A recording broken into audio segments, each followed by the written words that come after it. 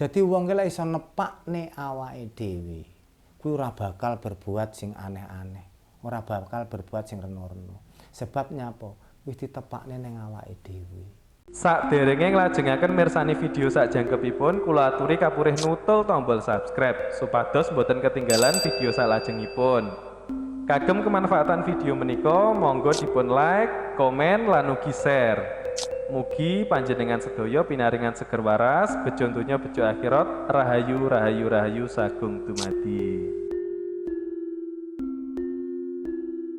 Jadi pertanyaan lagi, itu perahunya siapa? Nabi Nuh.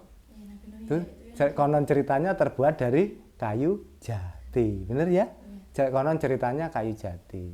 Berarti bisa dikatakan itu berarti yang jati Jawa ya, Mian? Yang ada kayu jati cuma di Jawa, yang lain nggak bisa. Berarti Nabi Nuh orang Jawa dong, bisa dikatakan seperti itu. Karena mempunyai kayu jati. Ya maaf kalau keliru, ini cuma asumsi saya. Asumsinya seperti itu. Jadi makanya begini, kalau orang dulu bilang bahwa hei wong Jawa dulu itu cerita dulu. Awakmu rasa munggah kaji.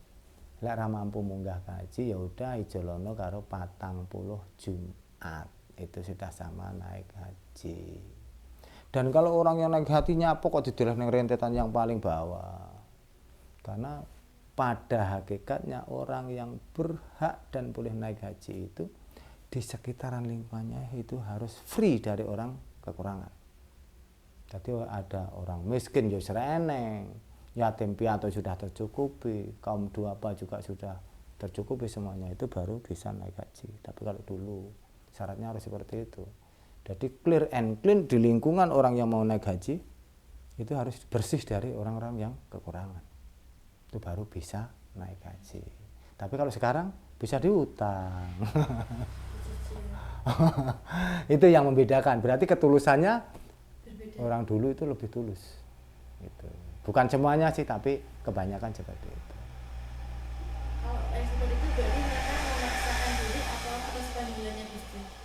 Ya, kalau Gusti kan manggonnya ada di diri sendiri kita masing-masing. Jadi karena kita Muslim yang harus katakanlah di sana kan tempat kiblate, Ka'bah kan kiblate wong Muslim, ya paling tidak harus ke sana lah. Kalau kiblate orang agama lain mungkin kan ya ndak ke Ka'bah, kan mungkin ke lain lah, ndak tahu saya kemana itu. Seperti itu. Jadi intinya apapun yang dilakukan itu kabeh sebetulnya sanepo lah. Sanepo, satu sanepo. Jadi kalau diterjemahkan secara blak-blakan itu, naik haji itu belajar untuk menjadi mati. Kalau saya pribadi itu belajar mati. Karena orang yang sudah mau naik haji itu yang melaksanakan itu harus membuang segala sesuatu keinginan. Jadi inginnya piye ngadep mantep nang kersane Gusti. Dengan jalan lewate nang kene Ka'bah. Intinya belajar mati. Karena orang mati itu sudah tidak ingat apa-apa, maksudnya ora kepinginan apa-apa, wis lepas, arti bakar lah, dikelekno semuanya wis berserah. Karena memang belajar untuk itu. Makanya orang naik haji itu pakaiannya tidak pernah dijahit. Benar enggak? Tidak boleh dijahit karena belajar mati. Dan rata-rata pakainya juga kain putih. Karena orang Islam kalau mati dibungkus dengan kain kapan yang warnanya putih. Ngopo kok ndak ireng, hijau, kuning. Kain putih dengan harapan semuanya sudah suci lahir dan batin. Karena putih identik dengan kata suci kalau di agama. Tapi kalau saya putih identik dengan kata bersih. Karena bersih dan suci itu bagi saya sangat berbeda. Sangat berbeda. Putih dan bersih itu berbeda. Sangat berbeda. Hitam belum tentu putih, putih belum tentu suci. Iya. Apa nih? Maksudnya itu, maksudnya hitam belum tentu hitam, hitam belum tentu kotor. Iya, putih belum tentu suci. Nah. Betul, itu kehidupan. Makanya orang hidup itu jangan pernah memandang sebelah mata. Benar enggak? Coba mata sampan itu ditutup satu aja, pasti tidak akan pernah jelas, pasti akan mengurangi pemandangan. Makanya Dajjal itu menyapu matanya satu, karena memandangnya enggak jelas. Orang yang tidak memandangnya tidak jelas akhirnya berbuat saudeli dewi, sak penake dewi. Dan siapa yang dikata Dajjal? Ya orang-orang yang katakanlah berbuat semaunya sendiri itu Dajjal. Makanya Dajjal indeng dengan matanya satu. Orang yang pakai mata satu berarti ora jelas cara memandangnya. Wong lek ora jelas cara memandangi, iki bojo apa anak apa mbayu wis moro-moro diwori ae. Mergo mandange enggak jelas. Itu namanya Dajjal itu loh. Bet, sekarang ini fenomena yang terjadi di dunia sekarang ini juga termasuk udah ada Dajjal. Ya, Dajjal itu kan perbuatan yang buruk. Orang-orang yang berbuat yang aneh-aneh itu ya orang itu Dajjal. Makanya ada pepatah nenggone poso iki Dajjale sikile dirantai. Dajjal itu hawa nafsu yang jelek. Itu Dajjal. Dan hawa nafsu yang jelek itu pasti orang-orang yang matanya tertutupi. Entah sebelah ataupun semuanya. Nah, mata yang ditutup itu kan tentu dia tidak akan pernah melihat keindahan. Nah, itu. Jadi hal-hal semacam ini kita itu aja termakan sanepo terus. Harus dijawantahkan biar orang-orang itu mengerti. Jadi orang-orang dideni Dajjal iki didadung, iki Dajjal iki didadung, lebar poso diculno, apa piye enggak, ora seperti itu. Maksudnya Dajjal itu adalah hawa nafsu yang jelek. Yang ada di diri kita. Iya, yang ada di diri kita masing-masing. Makanya wong sing munggah swarga itu orang yang mampu berbuat baik kepada sesama tanpa ada embel apa-apa. Wis iku lah. Kalau pengen munggah swarga itu caranya, itu kuncinya. Enggak usah aneh-aneh, berbuatlah baik kepada sesama, sudah cukup. Kalau mau memeluk agama, monggo pilihin sing paling penak karena agama itu adalah ageman. Kalau merasa nyaman yo silahkan diteruskan, kalau enggak ya monggo sampean mau ganti apa ya terserah, kaos lah, pakai jin lah monggo. Namanya juga ageman. Jadi yang bisa memunggahni swarga itu bukan karena agama, tapi kelakuan. Paham ya? Ya di sini paham. Jadi kelakuan. Jadi orang kok agama satu agama A yang bisa munggah surga, enggak. Agama apapun, bahkan orang tidak beragama bisa munggah surga asal akhlaknya baik. Itu Seperti yang jenengan jelaskan tadi tentang kitabnya orang Jawa, menurut jenengan itu tepo sendiri. Iya, kita wong Jawa itu sangat gampang, simpel, ora sah diwaca. Sebab dia tidak pakai huruf, dia tidak pakai angka. Kitab wong Jawa itu cuma satu, tepo sliro. Arti tepo sliro itu ditepakne ning awake dhewe. Dadi wong ki lek iso nepakne awake dhewe, kuwi ora bakal berbuat sing aneh-aneh, ora bakal berbuat sing reno-reno. Sebabnya apa? Wis ditepakne ning awake dhewe. Wah, lah aku mbacok wong, lah wong iki padha karo aku dibacok praya padha wae rasane. Arep nganu wong, arep piye wong, wah yo mangkane wong lek ndek kitab tepo sliro, ora sah diwaca tapi dilakoni ning uripe. Penak kitabe wong Jawa.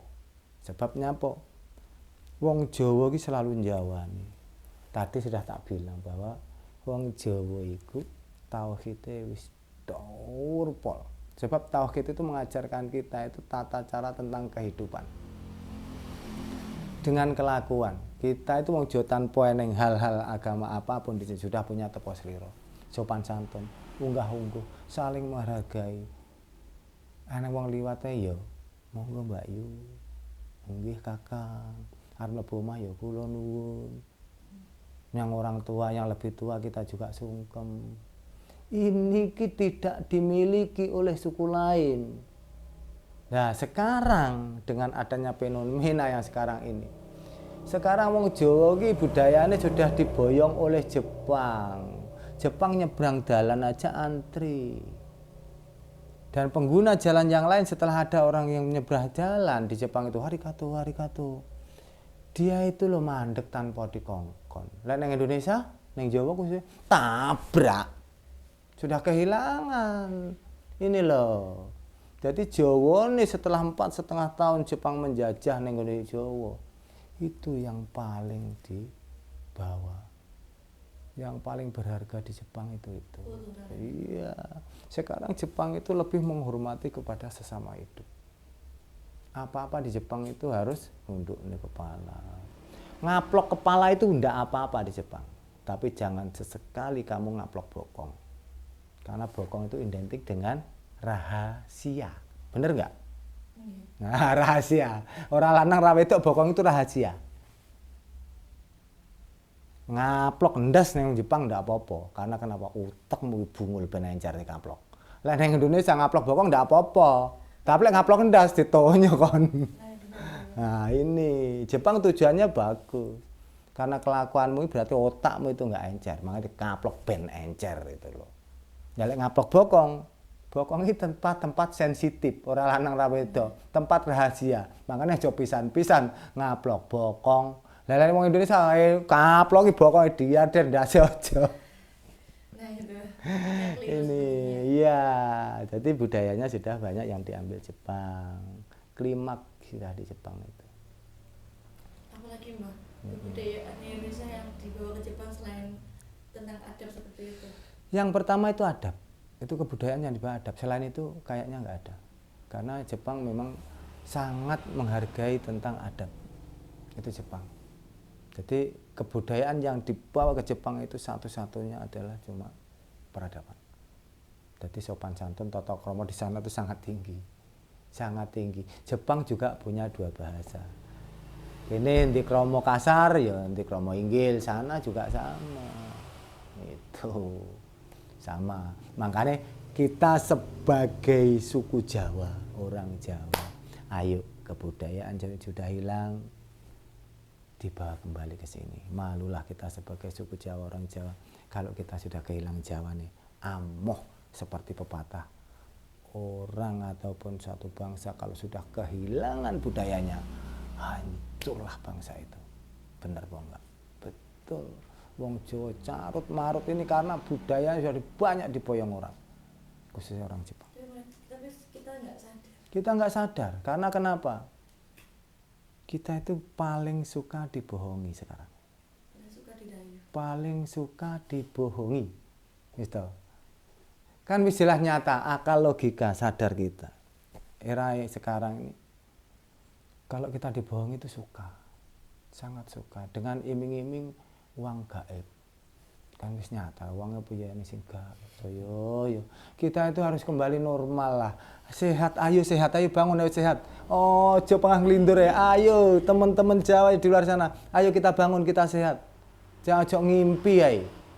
Ayo kita sehat kita bangun, ojo ngimpi ya. Masa ada uang gaib? Nggak ada lah, uang gaib itu nggak ada. Adanya ya uang kertas dan uang koin. Eneng Bitcoin. Sadar ayo sadar, aja malah termimpi-mimpi ya, sadar. Kembalikan budaya kita yang betul-betul sudah tinggi peradabannya. Ayo kita bawang dan kita bangun kembali. Ben sak negara Indonesia kabeh melu-melu peradaban wong Jawa. Aja cuma sak negara, sak donya. Biarlah semuanya ikut peradaban orang Jawa. Karena notabene orang Jawa itu dibanding di mana pun. Itu tetap nomor 1. Saya ini nggak usah macam-macam. Malaysia yang katakanlah ini hal yang baru sudah diblokir untuk pengiriman tenaga kerja, benar nggak? Nah, diblokir. Sekarang Malaysia bilang jangan takut Malaysia, kita nggak ada Indonesia nggak mati kok, masih ada 15 negara yang akan mensupport kita. Kami akan mengambil 500.000 dari Bangla. Orang Jawa, khususnya orang Indonesia lah. Umumnya orang Indonesia, khususnya orang Jawa. Kalau di nota kesepahaman menjadi PRT, Joko Akong lah ibaratnya, apa amah gitu ya, Akong Pak Amah, ngono lah ya. Itu ya Joko Amah dan Akong itu tok aja kebutuhannya apa? Enggak mungkin nyuci bersih enggak ada. Itu kalau matur ke ejen sana sudah keliru. Tapi lek wong Indonesia khususnya wong Jawa semua dikerjakan walaupun MOU-nya itu adalah Joko Amah atau Akong. ama atau akong saudara-saudara yang di luar sana adalah mbah wedok atau mbah lanang ngono. Jangan ndak terjemahkan gitu, pemirsanya di luar sana nggak paham. Ya lansia lah. Jadi kalau orang bangsa lain kalau disuruh jaga lansia, ya cuma lansia yang dijaga, kebutuhan apa makan, minum, mandi dan lain-lain itu yang dulu. Kalau bersuami enggak mau. Tapi kalau TKW atau TKI Indonesia semua dikerjakan. Coba mau dibayangkan seperti apa? Malaysia sekarang kelabaan. Karena masyarakatnya Malaysia sendiri komplain dengan mau didatangkan dari Bangladesh. Kayak yang notabene seperti itu. Akhirnya sekarang merengek-rengek minta Indonesia untuk dikaji ulang, ojo tindek, kok jangan di stop, tenaga kerjane tanpa Indonesia, aduh masyarakatku nggak terima. Karena masyarakat notabene kita sama-sama Melayu, budayanya sama, makanan sama, makan minumnya sama, akhirnya kita bahasanya juga sama, kan enak kita ngobrol. Kalau cuma dengan Bangla gimana ngomongnya juga susah, diatur juga angel. Kita bukan merendahkan bangsa lain, itu kenyataan yang tidak bisa dipatahkan. Ini. Jadi wong Jawa itu tetap the best di mata dunia itu. Dan ini memang fakta yang tidak bisa dibantahkan, dimanapun diakui. Dan paling senang suku-suku apapun, bangsa apapun bersahabat dengan orang Jawa itu suka. Karena tidak pernah neko-neko. Bukan tidak pernah sama sekali, ya pasti ada 1-2. Tapi majority atau mayoritas orang Jawa itu pasti lapang dada. Itu intinya.